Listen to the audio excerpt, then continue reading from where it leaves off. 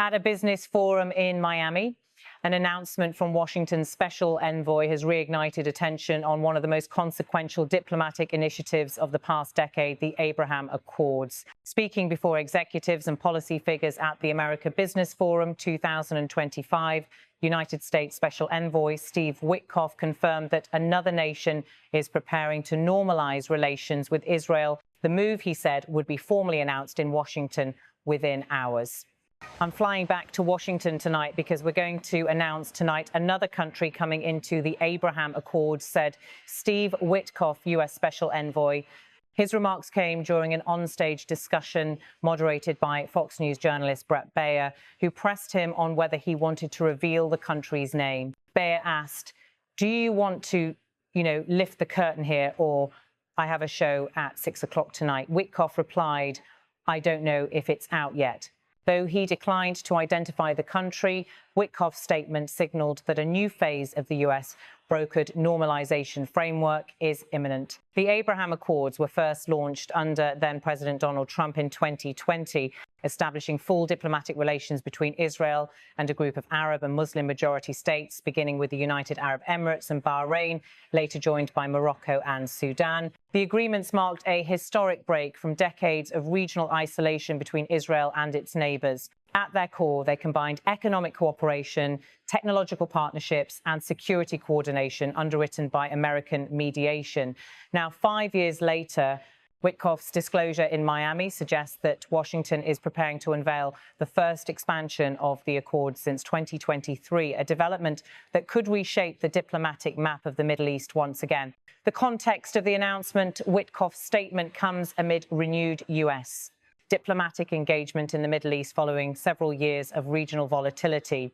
Since President Donald Trump returned to office in 2025, the White House has sought to reassert Washington's influence in regional peace frameworks that had slowed under the previous administration. The Abraham Accords, often cited as one of Trump's key foreign policy achievements, are now being positioned as a cornerstone of his second-term agenda. The expansion hinted at by Witkoff would underscore the administration's intent to deepen Israel's ties beyond its initial circle of partners. Although the envoy offered no details, analysts in Washington and Tel Aviv say speculation immediately centered on nations that had previously signaled openness to normalization but stopped short of formal agreement. Among them, Oman, Niger and Mauritania, countries with existing quiet diplomatic channels to both Washington and Jerusalem. The announcement's timing, just days after the conclusion of back-channel security talks between Israeli and U.S. officials, adds to the intrigue. Diplomatic sources noted that the administration has been working quietly for months to finalize terms with at least one Muslim-majority state in Africa or Asia. Who is Steve Witkoff? Steve Witkoff, a real estate developer and longtime Trump ally, was appointed earlier this year as U.S. Special Envoy with a portfolio focused on trade-linked diplomacy and investment outreach tied to the Abraham Accords. His presence at the America Business Forum underlines the administration's emphasis on the economic dimension of normalization beyond traditional security or political factors. Under his mandate, the envoy's office has been tasked with expanding private sector investment channels connecting Israel, Gulf economies and potential new partners across Africa and Asia. At the Miami Forum, Witkoff framed the Accords as a model for combining economic opportunity with peace. The momentum is back, it told attendees off camera, according to event organizers. It's about mutual prosperity. That's what drives lasting peace. A diplomatic legacy in motion, the Abraham Accords, named after the patriarch revered in Judaism, Christianity and Islam, were initially signed in a ceremony on the south lawn of the White House in September 2020. The signatories, Israel, the United Arab Emirates and Bahrain, established embassies, direct flights and bilateral trade that exceeded $3 billion within 2 years. Morocco joined later that year, while Sudan announced its intent to normalize relations in early 2021. Subsequent years saw mixed progress. Israel deepened economic ties with the UAE, including major defense and energy deals. However, the momentum slowed after 2022 as regional tensions rose and domestic politics shifted in both Israel and Washington. The renewed focus under Trump's second term has aimed to restore that energy. Administration officials have said the goal is to expand the framework to at least 2 additional nations before 2026. If the Thursday announcement materializes, it will mark the first formal expansion of the accords in nearly 2 years. Regional and global reactions in Israel. Early reports of Witkoff's comments circulated widely across local media. The Prime Minister's office declined to comment, citing diplomatic confidentiality, but several Israeli officials privately described the remarks as encouraging. Regional analysts say a new entrant could further consolidate Israel's acceptance in parts of the Muslim world, especially if the incoming country holds symbolic or strategic influence. The Palestinian Authority, meanwhile, has consistently criticized the Abraham Accords as sidelining the core issue of Palestinian statehood. In previous statements, Palestinian leaders argued that normalization without progress toward a 2-state solution risks entrenching divisions rather than easing them. Arab League diplomats contacted in Cairo, and Riyadh declined to comment until the US announcement is official. Internationally, Washington's European allies have generally welcomed the accords, seeing them as a step toward regional stability. However, some EU officials have expressed concern that broader normalization could shift attention away from humanitarian and political reform issues in the region. A strategic dimension behind the symbolism, the Abraham Accords carry significant strategic weight. For the United States, they represent a framework for reducing direct military engagement while strengthening alliances through economic and technological cooperation. For Israel, each new signatory reduces its regional isolation and creates avenues for trade, defense, and energy collaboration. For participating Arab states, the benefits include access to advanced technologies, investment capital, and closer ties with Washington. The anticipated new members, still unnamed as of Thursday morning, would join a network that has already produced joint ventures in cybersecurity, renewable energy, and agriculture. Witkoff's Miami appearance, the America Business Forum 2025, served as the backdrop for Witkoff's announcement. Held in Miami, the forum brought together business leaders, policymakers, and investors from across the Americas to discuss cross-border economic initiatives. Witkoff appeared on stage during a panel discussion focused on investment in emerging markets. He spoke shortly after 6 p.m. local time to a packed auditorium.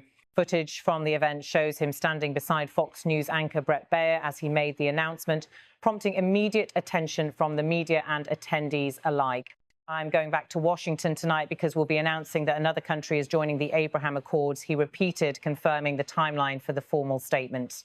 The video quickly circulated on social media platforms, with snippets of his remarks shared by attendees and reporters. By mid-evening, major news outlets were reporting that a new Abraham Accords signatory would be revealed within hours. Speculation and diplomatic signals. Though the US envoy did not name the country, diplomatic watchers have noted a series of recent movements that may offer clues. Last month, Oman hosted a delegation from the US Department of Commerce to discuss regional investment frameworks and maritime security cooperation, a topic often linked to Abraham Accords dialogue. At the same time, Niger's interim government has been engaged in talks with Washington on energy and counter-terrorism support. Mauritania, too, has quietly expanded its contacts with Israel through multilateral forums. Analysts in Jerusalem say any of these countries would represent a significant symbolic gain for Israel, expanding its recognition into regions where formal ties had long been absent. The timing of Witkoff's statement just hours before his scheduled return to Washington appears carefully coordinated. US officials in the capital have indicated that a formal White House announcement could follow as early as Thursday afternoon, with statements expected from the US State Department and the Israeli Foreign Ministry. The announcement would likely be accompanied by a joint declaration of intent, laying out a framework for diplomatic relations, trade and security cooperation, the same model used in previous Abraham Accords signings. Should that occur, the new partner nation would become the 5th to formally normalize ties with Israel under the US brokered framework. Economic motivations beyond politics The Abraham Accords have produced a wave of cross-border economic activity. Trade between Israel and the UAE surged from virtually zero in 2020 to over $3.5 billion in 2024, according to official data from Israel's economy ministry. Joint ventures in defense technology, tourism, and renewable energy have created tens of thousands of jobs across the region. Washington has consistently framed the Accords as a peace through prosperity model, an approach that links economic interdependence with long-term stability. And by suggesting that a new country will join, Witkoff effectively signaled that the economic pillar of U.S. Middle East strategy remains active and central to the administration's goals. Reaction in Washington, official reactions were measured but positive. A spokesperson for the National Security Council declined to confirm details, but praised the Abraham Accords as a foundation for expanding peace and mutual recognition in the region. Lawmakers from both parties in Congress have previously expressed bipartisan support for the Accords, seeing them as a rare example of enduring U.S. foreign policy continuity. Trump administration officials close to the process have suggested that further additions could follow through 2026 as talks continue with other Arab and African states.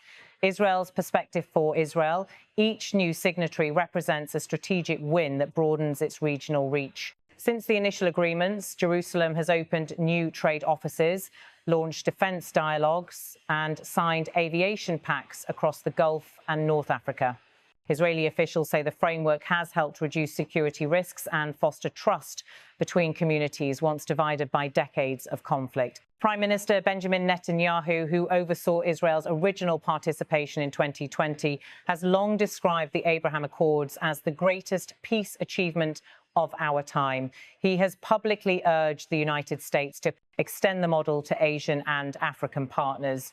Israeli media reports on Wednesday night quoted official sources as saying that Netanyahu was briefed on developments and that coordination with Washington is ongoing at the highest levels.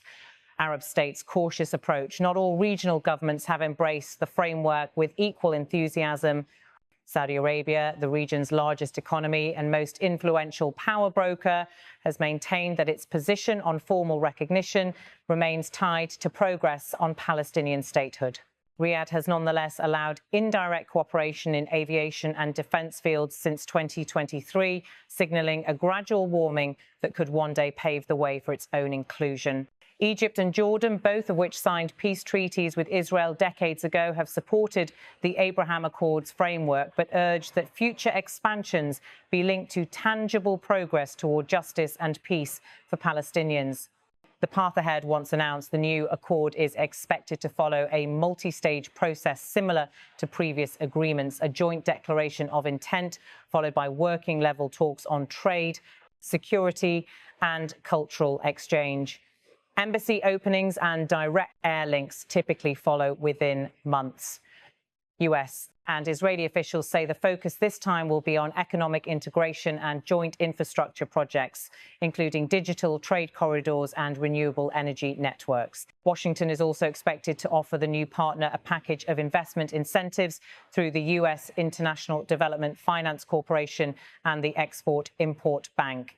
Broader implications, if confirmed, the announcement would serve as the first major foreign policy milestone of Trump's current term and a signal of the administration's determination to revive its signature diplomatic initiatives. Analysts say the expansion could strengthen U.S. influence in the Middle East at a time when global power competition is intensifying, particularly with China and Russia pursuing their own regional partnerships. For the Middle East and North Africa region, it represents another step toward economic integration that may reshape 21st century trade routes and alliances. Washington officials are expected to confirm the new Abraham Accords member later Thursday. If formalized, it will mark another chapter in the ongoing normalization process between Israel and the Arab world, extending a diplomatic framework that continues to redefine the region's political and economic landscape. I'm flying back to Washington tonight because we're going to announce tonight another country coming into the Abraham Accords tonight. Wow. Yeah. So do you want to, lift the curtain here, or do you want to? I have a show at 6 o'clock tonight. I don't know if it's out yet.